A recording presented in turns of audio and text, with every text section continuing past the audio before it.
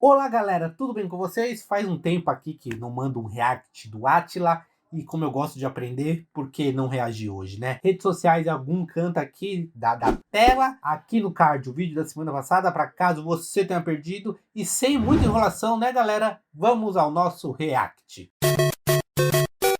Esses dias acabou a pilha de alguma coisa que eu tinha por aqui e eu fui trocar aquela pilha padrão que já vem com o produto. E qual não foi a minha surpresa ao perceber que essa pilha aqui... Pilha é uma coisa que tá acabando, né? É difícil ver lugares não, ver produtos que ainda precisam de pilha, né? Eu tenho um mouse sem fio, que ele realmente precisa de pilha, então eu tenho que ficar comprando aleatoriamente. Mas eu já tô meio que largando ele para comprar um com fio, que eu acho que é bem melhor. Eu acho que a qualidade vai ser outra também. E eu acho que, não sei se ainda mas os controles de Xbox da nova geração ainda é de pilha, porque se for de pilha, tá dando mancada aí, né, Microsoft? É uma penânica. E surpresa porque esse tipo de fonte, esse esquema de cores aqui, me lembra bastante de uma certa pilha Panasonic. E como alguém que adora biologia, é difícil de não ver um paralelo entre a imitação das marcas e a imitação de sinais na natureza. Por exemplo, me diz o que você acha dessa abelha. Se uma abelha ou uma vespa dessas viesse na sua direção, você não ia desviar ou evitar? Corria totalmente. Minha namorada tem um pavor de abelha, porque ela tem alergia. Se tomar uma picada, fica toda toda emborolhada, fica tudo inchado. Então ela vê uma abelha, passa longe. Ela para não levar uma ferroada? E se eu te contar que na verdade são moscas polinizadoras totalmente inofensivas?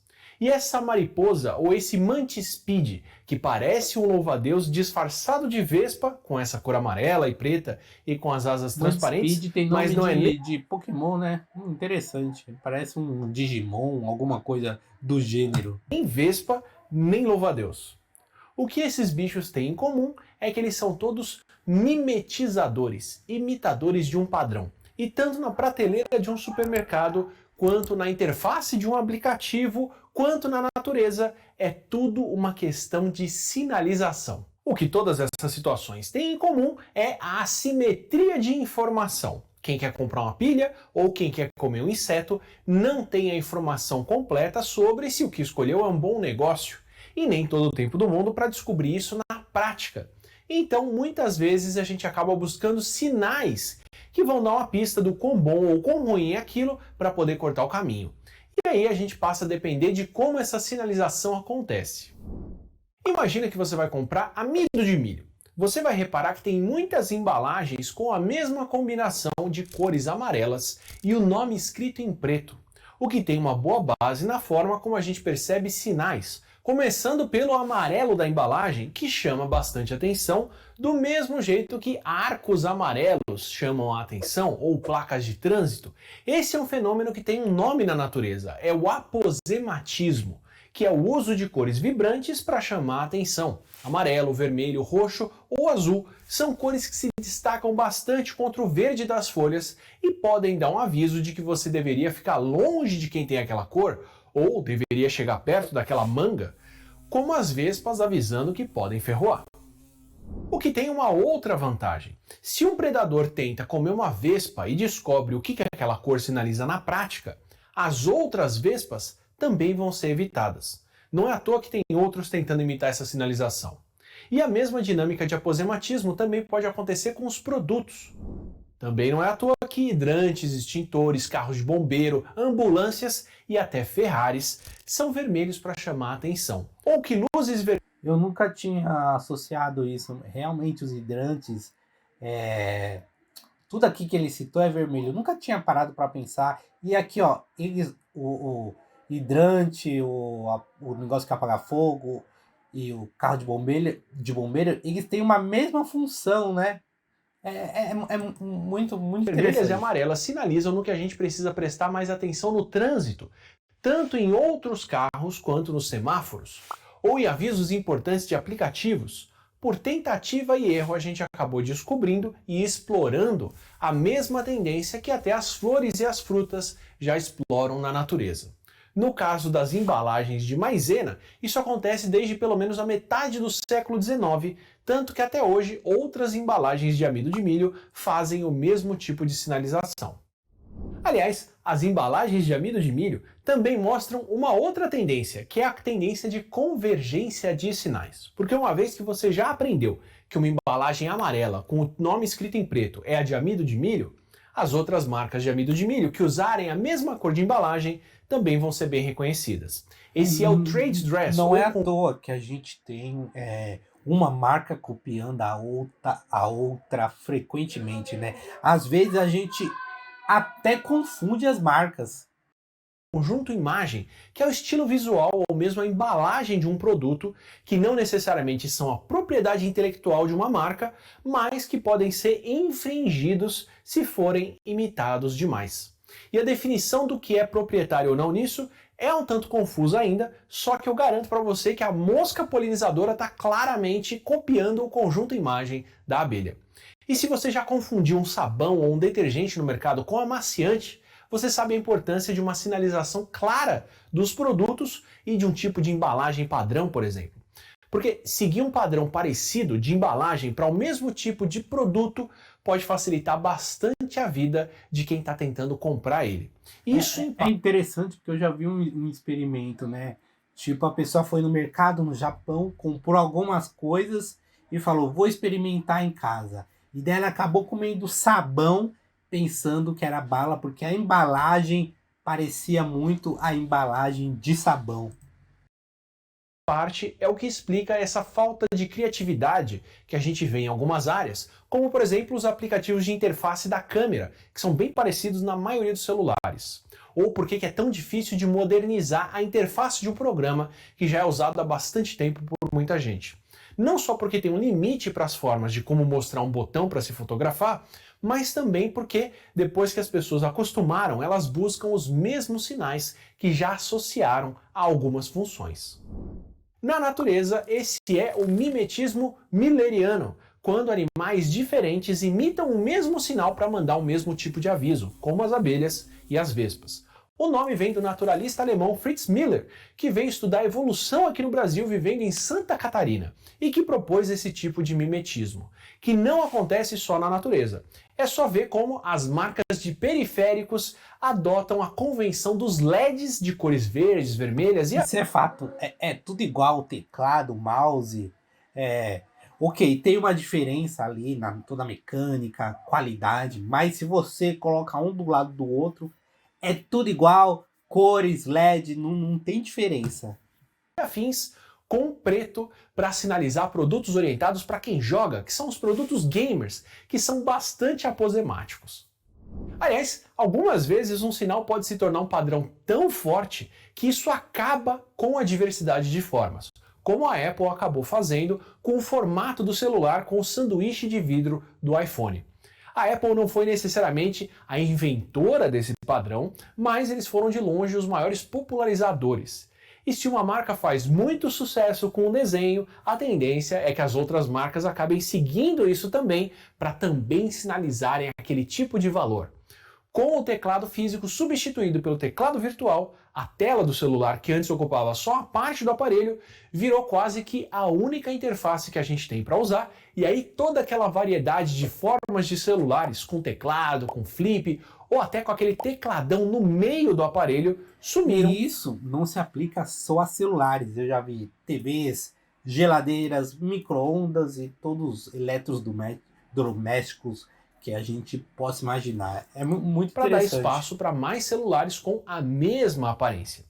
Até as apresentações de produtos começaram a seguir o padrão Apple, de palco com plateia para o lançamento, o telão atrás e depois aquele site com scroll do design, ao ponto em que agora a sinalização de qual é o aparelho e do quanto ele custa acaba ficando por conta das câmeras na parte traseira. E quanto maiores e mais numerosas, mais caro deve ser o aparelho. Isso é, a não ser que alguém use o adesivo que simula as lentes de câmera que a gente mostrou no vídeo sobre o preço do iPhone. Porque nesse caso, quem usa isso passa um sinal desonesto, aproveitando um sinal conhecido sem ter que bancar o custo real de produzir o sinal honesto. E esse mimetismo pode acontecer com a imitação de materiais caros, como fones da Beats, que vinham com pesos de metal dentro, que contribuíam quase 1/3 do peso dos fones e davam aquela impressão de que é um produto mais denso e mais robusto, enquanto até a versão falsificada do mesmo fone era feita com partes plásticas pintadas para parecerem metálicas. É um sinal que simula algo mais caro.